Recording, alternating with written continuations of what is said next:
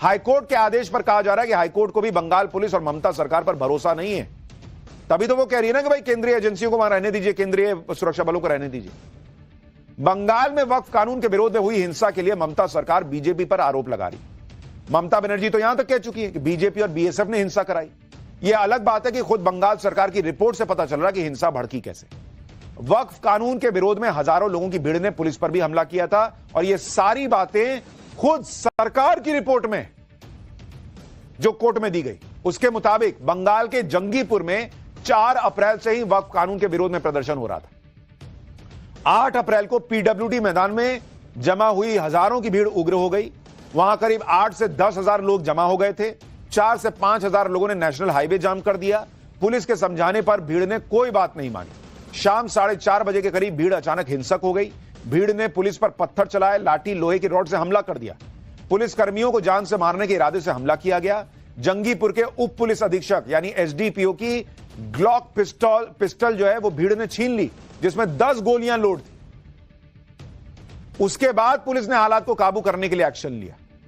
इस घटना की जानकारी और पूरी रिपोर्ट कलकत्ता हाईकोर्ट में पेश की गई है। यानी इस लेवल की हिंसा हुई कि पुलिस से सरकारी पिस्तौल तक छीन ली भीड़ ने। ये कलकत्ता हाईकोर्ट को बंगाल सरकार रिपोर्ट दे रही है। वहां क्यों नहीं लिख के दिया कि अमित शाह और बीएसएफ ने करा दिया? पब्लिक को बोलने के लिए अमित शाह, बीजेपी और बीएसएफ के लोगों ने करवा दिया, बांग्लादेश से लोग बुलाकर। और वहां बता रहे हैं कि वहां पे भीड़ जो थी वो जमा हो गई तो वहीं की ना होगी, और कहां से आई होगी? पुलिस वालों को जान से मारने के इरादे से हमला किया, आप रिपोर्ट में लिख रहे हैं। यहां कह रहे हैं कि अमित शाह ने करा दिया। ममता बनर्जी हिंसा की जिम्मेदारी बीजेपी और बीएसएफ पर डाल रही हैं, लेकिन कोर्ट के सामने यह बात क्यों नहीं कही कि सब अमित शाह ने कराया? माय लॉर्ड, उनको बोलिए। मुर्शिदाबाद हिंसा पर ममता बनर्जी फंसती जा रही, क्योंकि अब यह खबर आई कि बंगाल पुलिस ने हिंसा में मुख्य साजिशकर्ता को गिरफ्तार कर लिया। पुलिस ने मुर्शिदाबाद के ही इंजामुल हक को गिरफ्तार किया है, जिस पर हिंसा के दौरान पिता और पुत्र की हत्या की साजिश रचने का आरोप है। हैरानी की बात यह है कि हिंसा में जो पिता और पुत्र मारे गए, इंजामुल हक उन्हीं का पड़ोसी था। बॉस पड़ोसी था। आप सोचिए, जो साथ में पड़ोस में रह रहा था, वो उनको मारने की साजिश रच रहा था। उसको अरेस्ट किया गया। क्यों उसको अरेस्ट किया? जब अमित शाह ने सब कराया था तब। पब्लिक को आप फिर घुमा रहे हैं ना बॉस। माइक लेके बोलने के लिए अमित शाह, कोर्ट में बोलने के लिए जो है वो इंजामुल हक। बंगाल पुलिस के इस दावे से भी ममता बनर्जी की उस थ्योरी पर सवाल उठ गए, जिसमें वो कह रही थी कि हिंसा के पीछे बीजेपी, बीएसएफ और बाकी एलिमेंट्स हैं। यहां तो पड़ोसी निकल आया भाई। आप ये भी देखिए कि कलकत्ता हाईकोर्ट में तो ममता बनर्जी ने दावा कर दिया कि मुर्शिदाबाद में अब हालात नियंत्रण में। लेकिन ममता बनर्जी ने राज्यपाल सीवी आनंद बोस से मुर्शिदाबाद का दौरा टालने का आग्रह कर दिया। ममता ने कहा कि अभी मुर्शिदाबाद के हिंसा प्रभावित इलाकों का दौरा करना सेफ नहीं है, अभी वहां हालात ठीक नहीं हुए हैं। यानी ना तो ममता बनर्जी खुद मुर्शिदाबाद के पीड़ित हिंदुओं से मिलने गई हैं और ना ही किसी और को पीड़ित हिंदुओं से मिलने दे रही हैं।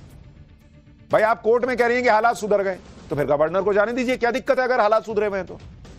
आज बंगाल के राज्यपाल सीवी आनंद बोस ने राजभवन में मुर्शिदाबाद दंगों के पीड़ित हिंदू परिवारों के एक समूह से मुलाकात की। बंगाल बीजेपी के अध्यक्ष सुकांत मजूमदार दंगों में बेघर हुए लोगों को लेकर राजभवन पहुंचे थे, जिन्होंने राज्यपाल को अपनी व्यथा सुनाई।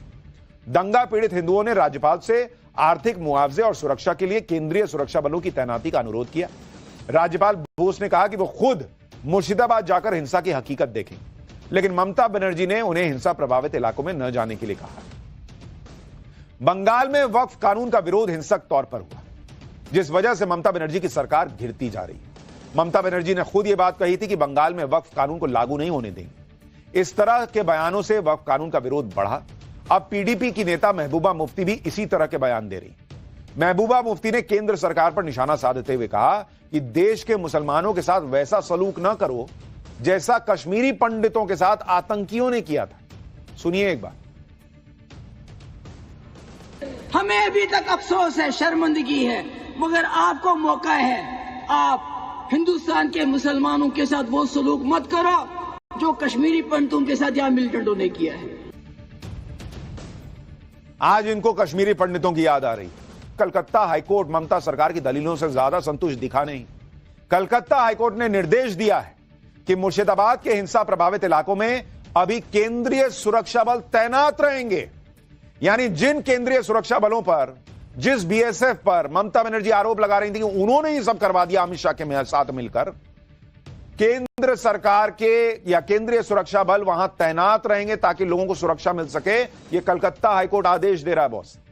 हाईकोर्ट ने ऑर्डर दिया है कि राज्य सरकार हिंसा की वजह से विस्थापित लोगों की सुरक्षित वापसी की व्यवस्था करे।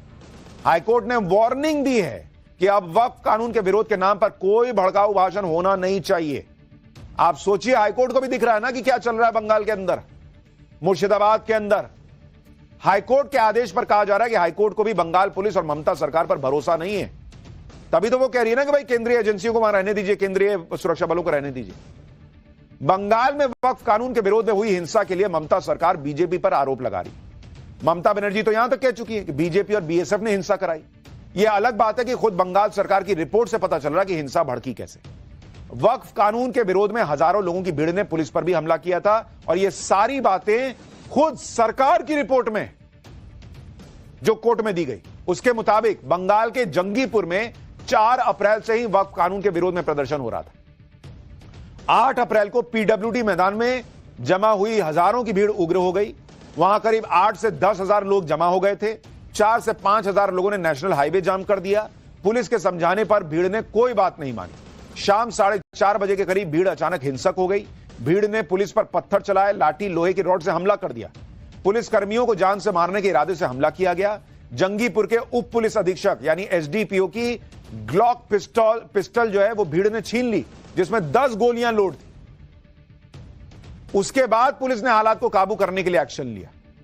इस घटना की जानकारी और पूरी रिपोर्ट कलकत्ता हाईकोर्ट में पेश की गई है। यानी इस लेवल की हिंसा हुई कि पुलिस से सरकारी पिस्तौल तक छीन ली भीड़ ने। ये कलकत्ता हाईकोर्ट को बंगाल सरकार रिपोर्ट दे रही है। वहां क्यों नहीं लिख के दिया कि अमित शाह और बीएसएफ ने करा दिया? पब्लिक को बोलने के लिए अमित शाह, बीजेपी और बीएसएफ के लोगों ने करवा दिया बांग्लादेश से लोग बुलाकर, और वहां बता रहे हैं कि वहां पे भीड़ जो थी वो जमा हो गई। तो वहीं की ना होगी और कहां से आई होगी? पुलिस वालों को जान से मारने के इरादे से हमला किया, आप रिपोर्ट में लिख रहे हैं। यहां कह रहे हैं कि अमित शाह ने करा दिया। ममता बनर्जी हिंसा की जिम्मेदारी बीजेपी और बीएसएफ पर डाल रही हैं, लेकिन कोर्ट के सामने यह बात क्यों नहीं कही कि सब अमित शाह ने कराया? माय लॉर्ड, उनको बोलिए। मुर्शिदाबाद हिंसा पर ममता बनर्जी फंसती जा रही, क्योंकि अब यह खबर आई कि बंगाल पुलिस ने हिंसा में मुख्य साजिशकर्ता को गिरफ्तार कर लिया। पुलिस ने मुर्शिदाबाद के ही इंजामुल हक को गिरफ्तार किया है, जिस पर हिंसा के दौरान पिता और पुत्र की हत्या की साजिश रचने का आरोप है। हैरानी की बात यह है कि हिंसा में जो पिता और पुत्र मारे गए, इंजामुल हक उन्हीं का पड़ोसी था बॉस। पड़ोसी था, आप सोचिए, जो साथ में पड़ोस में रह रहा था, वो उनको मारने की साजिश रच रहा था। उसको अरेस्ट किया गया। क्यों उसको अरेस्ट किया? जब अमित शाह ने सब कराया था तब। पब्लिक को आप फिर घुमा रहे हैं ना बॉस। माइक लेके बोलने के लिए अमित शाह, कोर्ट में बोलने के लिए जो है वो इंजामुल हक। बंगाल पुलिस के इस दावे से भी ममता बनर्जी की उस थ्योरी पर सवाल उठ गए जिसमें वो कह रही थी कि हिंसा के पीछे बीजेपी, बीएसएफ और बाकी एलिमेंट्स हैं। यहां तो पड़ोसी निकल आया भाई। आप ये भी देखिए कि कलकत्ता हाईकोर्ट में तो ममता बनर्जी ने दावा कर दिया कि मुर्शिदाबाद में अब हालात नियंत्रण में, लेकिन ममता बनर्जी ने राज्यपाल सीवी आनंद बोस से मुर्शिदाबाद का दौरा टालने का आग्रह कर दिया।